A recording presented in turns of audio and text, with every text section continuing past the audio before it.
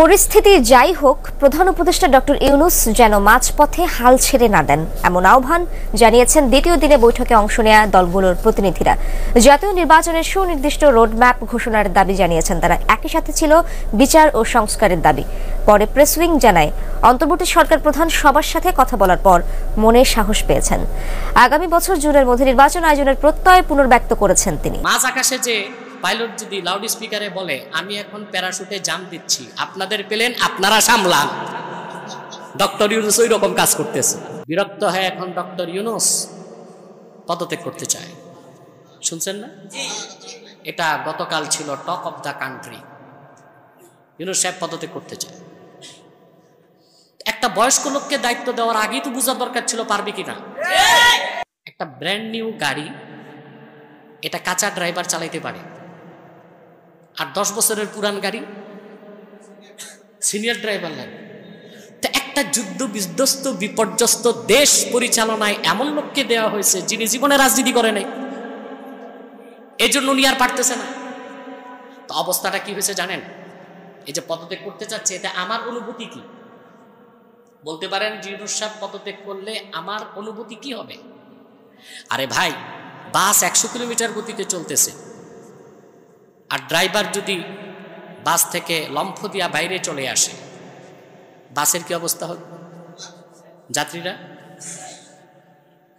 একটা প্লেন আকাশে take off করছে, মাঝ আকাশে যে পাইলট যদি লাউড স্পিকারে বলে, আমি এখন প্যারাশুটে জাম দিচ্ছি, আপনাদের প্লেন আপনারা সামলান, ডক্টর ইউনূস ওই রকম কাজ করতেছে। দেশকে মাঝামাঝি অবস্থায় এনে উনি এখন পদত্যাগের হুমকি দিচ্ছে। না, পদত্যাগ করাই সমাধান নয়, এখনো সময় আছে। আপনার উপদেষ্টা মণ্ডলীতে যেগুলো ভারতের দালাল, মার্কিন দালাল, ইসলামের শত্রু, তাদেরকে ঝেড়ে মুছে সাফ করেন। নতুন উপদেষ্টা মণ্ডলী গঠন করে নীতি নির্ধারণ করুন, যেখানে স্টেক হোল্ডার হিসেবে ইসলামপন্থীরা থাকবে, জাতীয়তাবাদীরা থাকবে, অন্যান্য বিভিন্ন রাজনৈতিক দলের প্রতিনিধিত্বমূলক একটি নতুন উপদেষ্টা পরিষদ গঠন করুন। আশা করা যায় আপনি পুরাপুরি সফল না হলেও মোটামুটি সফল হবেন। মাঝ আকাশে প্লেন উড়ায়া পাইলট প্যারাশুট দিয়া নামার যে চেষ্টা, আপনার রাষ্ট্র পরিচালনায় ওই চেষ্টাটা দরকার হবে না, ঠিক না? কারণ কি, কেউ কাউকে সহযোগিতা করতেছে না। এখন বাংলাদেশে এক দলের বিরুদ্ধে, জামাত বিএনপিতে দ্বন্দ্ব, বিএনপি এনসিপিতে দ্বন্দ্ব, 1400 মানুষ কি জীবন দিছে এগুলো দেখতে? কথা বলেন।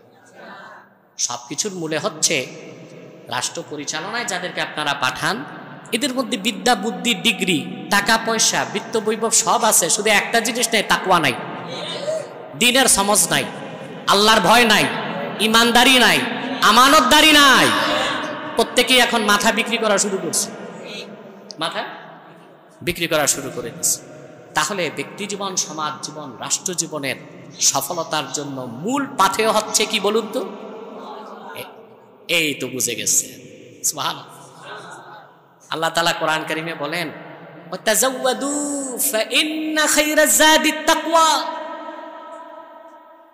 আরবিতে তাজাব্বুদ বলা হয় ইত্তেখাজু জাত, জাত তৈরি করাকে। জাত কাকে বলে? আম্মা জাত ফাহুয়া তাআমুল্লাযী ইস্তাসহিবুহুল মুসাফির। মুসাফির যখন ঘর থেকে বের হয়, সাথে যে জীবন বাঁচানোর জন্য প্রয়োজনীয় খাদ্য সামগ্রী রাখে, ওইটাকে বলা হয় জাত। কথা বলেন, কি বলা হয়? জাত। আল্লাহ হুকুমটা করছেন মূলত হাজিদেরকে। কাদেরকে? যারা হাজি, আল্লাহ তাদেরকে বলেছেন, তোমরা যারা হজ করতে চাও পাথেয় তৈরি করো। এই জন্য আল্লাহ হাবিব সাল্লাল্লাহু আলাইহি ওয়াসাল্লামের নূরের জামানায় সাহাবা একরাম শুকনা গোশত, ছাতু এগুলো হজ করতে গেলে সঙ্গে রাখতেন। হুকুমটা হাজিদের জন্য খাস, বাকি সবার জন্য আম। আমরা প্রতিটা মানুষই মুসাফির। আমরা কি? একটা সময় আপনি কিন্তু এই পৃথিবীতে ছিলেন না, আপনার কোনো এক্সিস্টেন্স, অস্তিত্ব ছিল, তবে আপনার রুহটা ছিল আত্মার জগতে, ঠিক না? ওখান থেকে আপনি পৃথিবীতে এসেছেন নির্ধারিত সময়ের জন্য। আবার এখানে আপনি স্থায়ী নয়, আপনাকে আরেকটা জগতে যেতে হবে, আলামে বারজাখ, কবর জগতে। ওখান থেকে আপনি যাবেন হাসর ময়দানে। ওখান থেকে আপনার দুইটা ডেস্টিনেশন, হয় জান্নাত নয় জাহান্নাম। তা আমরা আছি কিসে? সফরে। আমরা সবাই আছি। তো সফর করতে হলে সাথে কি লাগে? পাথেয় জাত। আমাদের এই যে সফর আমরা শুরু হয়েছে আত্মার জগৎ থেকে, তা শেষ হবে জান্নাতে পৌঁছা পর্যন্ত, আর কিসমত খারাপ হলে জাহান্নামে যাওয়া পর্যন্ত। আমাদের এই দীর্ঘ সফরের পাথেয় হচ্ছে তাকওয়া।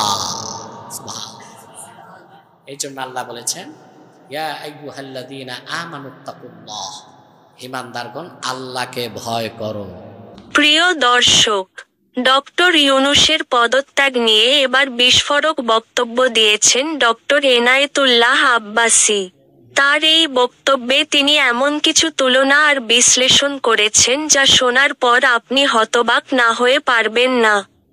আব্বাসী বলছেন, এই বাংলাদেশের অন্তর্বর্তীকালীন সরকার হিসেবে যদি আমাকে দায়িত্ব দেওয়া হতো, তাহলে আমি এমন সুন্দরভাবে রাষ্ট্র পরিচালনা করতাম যে ডক্টর ইউনূসও আমার কাছে ফেল করতেন। তিনি ডক্টর ইউনূসকে উদ্দেশ্য করে বলেন, মাঝপথে যদি একজন বিমান চালক যাত্রীদের উদ্দেশ্যে বলে যে, এই নেন আপনাদের বিমান, আপনারা চালান, আমি আর চালাতে পারছি না, তখন ওই বিমানের যাত্রীদের কি অবস্থা হবে?